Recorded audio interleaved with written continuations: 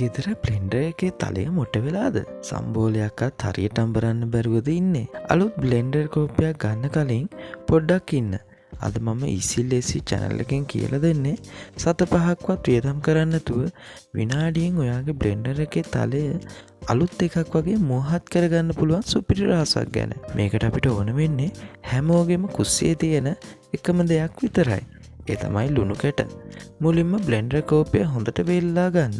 වතුර දාන්න බෑ. දැන් ඒකට ලුණු කැට කෝප්ප භාගයක් විතර දාගන්න. දැන් මූඩිය වහලා බ්ලෙන්ඩර් එක ඔන් කරලා විනාඩියක් විතර මේ ලුණු කැට ටික හොඳට බ්ලෙන්ඩර් කරන්න. ලුණු කැටවල තියෙන රළු ගතියට බ්ලෙන්ඩර් එකේ තලය ඇතුළට වෙන්න තියෙන මලකඩ ටික ගැලවිලා තලය සුපිරියටම මෝහත් වෙනවා. විනාඩියකට පස්සේ ලුණු කැට ටික අයින් කරලා බ්ලෙන්ඩර් කෝප්පය හොඳට සෝදලා බලන්න.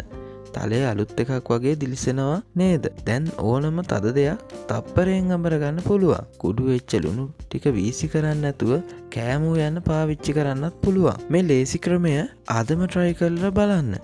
සල්ලි දීලා අලුත් බඩු ගන්න කලින් මේ වගේ දේවල් වලින් ජීවිතය ලේසි කරගන්න. වීඩියෝ එක යාළුවන්ට share කරන්න.